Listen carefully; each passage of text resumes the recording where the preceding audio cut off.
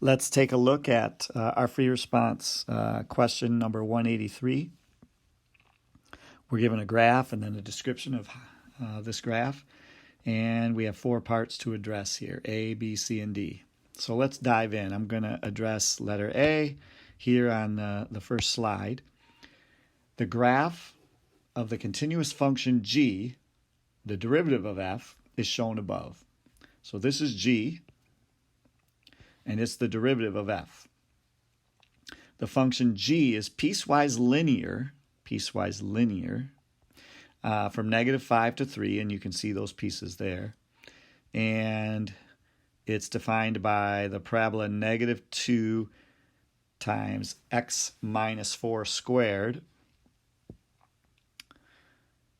for the interval 3 to 6. And what we're going to do is we're going to attack letter A right here. If f of 1 equals 3, what is the value of f of -5?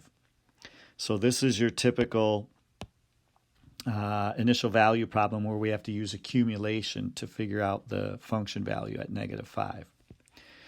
So typically what we do is we'll go ahead and we'll write f of -5 equals, we have our initial value at 1, which is 3, and then we will accumulate change from 1 to -5 of g of x, right, of the derivative.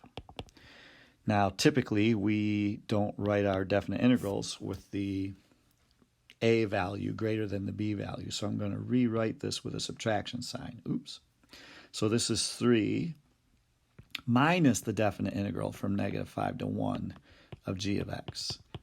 And then what we'll do is we'll just use plain old area to compute the value of this definite integral.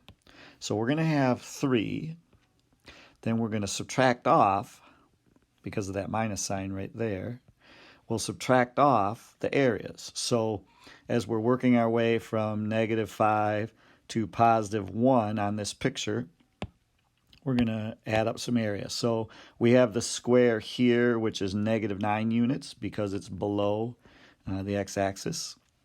Then we have this little piece here. I'm going to alternate colors. This red piece here, that's a triangle, which is half of 3 units, so that's 1.5, and that's negative. And then we'll add in this green piece here, which gets us to 1, and that is just a 1 because that's half of 2. So that's a +1 because it's positive. Okay, so we're adding all that up and we're subtracting it from 3. So this is going to be 3, and then inside it's going to be minus, what is this, -9.5? Yeah, -9.5. So that whole total there is 12.5. I suppose we could call that 25 over 2 as well. So the value of f of -5, which we're looking for right there, is 12.5. So right now, all we know about function f is f of 1 is 3, and f of -5 is 12.5. Okay, that wasn't too bad. Again, we use this idea of accumulation to help us solve the initial value problem. We'll attack letter B on the next slide. So we're moving on to letter B, and we're simply asked to evaluate the definite integral from 1 to 6 of g of x. So that essentially means we're finding the area between the curve and the x-axis. For part of this, oops, let's put a little dx on there. For part of this, we can just use geometry and the graph to figure out the picture, or the value. So from 1 to 6, we have this green piece here, which is just a square, so that's 4. And then we have the area under this parabola here from 3 to 6. And for that, we're going to actually need a definite integral. So from 3 to 6, we'll do the definite integral of 2 times x minus 4 squared.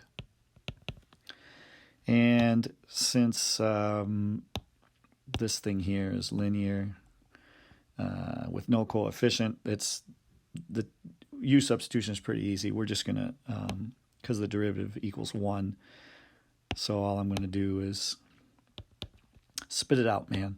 All I'm going to do is the antiderivative here, which is going to be 2 times x minus 4 cubed over 3. And we have to evaluate that from 3 to 6.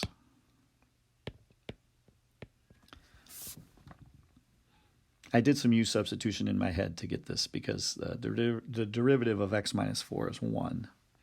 So if you need to pause and verify that I have the right antiderivative, go ahead and do that.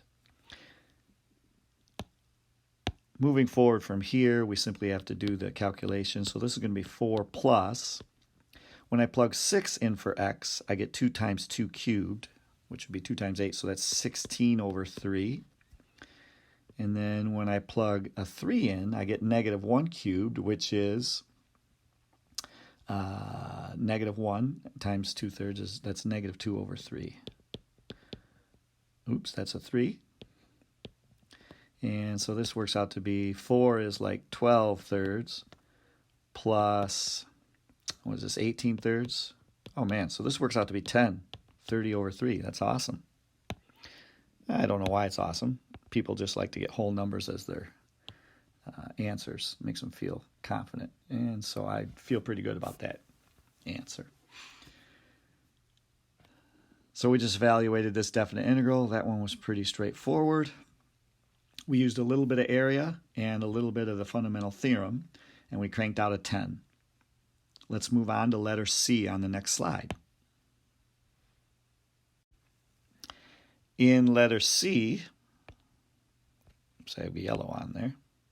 In letter C, we are supposed to, let's read this thing. So for the interval -5 to 6, on what open intervals, so our answer is going to be open intervals, on what open intervals, if any, is the graph of f both increasing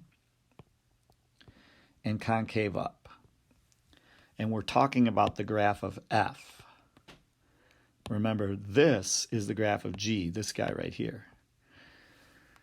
Okay, so for f to be increasing, the derivative of f needs to be positive. And since g is the derivative of f, we're looking for places where g is above the x-axis. And for g to be concave up, for f to be concave up, the second derivative needs to be positive, meaning the derivative of g. And we look at slopes on this to get the derivative of g. So when I answer this question, I want to look for places where we're above the x-axis and sloping upward. And so I'm just going to highlight those two sections of the graph here. I have this section from 0 to 1. We're above the x-axis and sloping upward. And I have this section here from 4 to 6. So when I write that interval, I'm going to write 0, 1. I'll union that with 4, 6. And then my explanation is going to be something like g of x, which is the derivative of f of x, is positive, and g of x, the g prime, I'll say, is also positive, sloping upward. So f double prime. And I think that about covers it for that problem. So again, this one was pretty straightforward, a little more interpreting and explaining and a little less calculation here, but the idea is that we use the graph to answer this question. Not bad. Let's finish this thing up on the last slide with part D. Okay, for part D, we are asked to find the x-coordinate of each point of inflection of f, and then give reasons.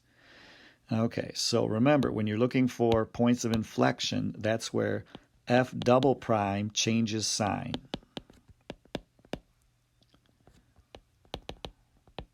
Okay, and recall that g is f prime, and that means g prime is f double prime. And remember, g prime is the slope, g double prime, excuse me. try and speak English here. G prime is the slope on the graph, on the picture. So we're looking for the place where the slope on the picture changes signs. Let me get the highlighter out and we'll highlight this sucker. Okay. The slope is 0 from -5 to -2. It's positive from -2 to 1. It's 0 from -1 to 0. It's then positive from 0 to 1. It's 0 from 1 to 3. It's negative from 3 to 4, and then it is positive right here, right? So it changes from negative to positive right there at that point 4. And so I'm going to answer this question saying that the inflection point is at x equals 4 because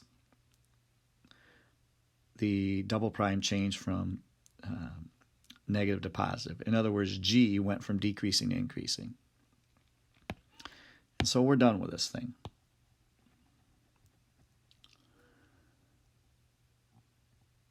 So the video here, we just sort of talked through the explanation for the solutions to number 183. If you have questions, let me know.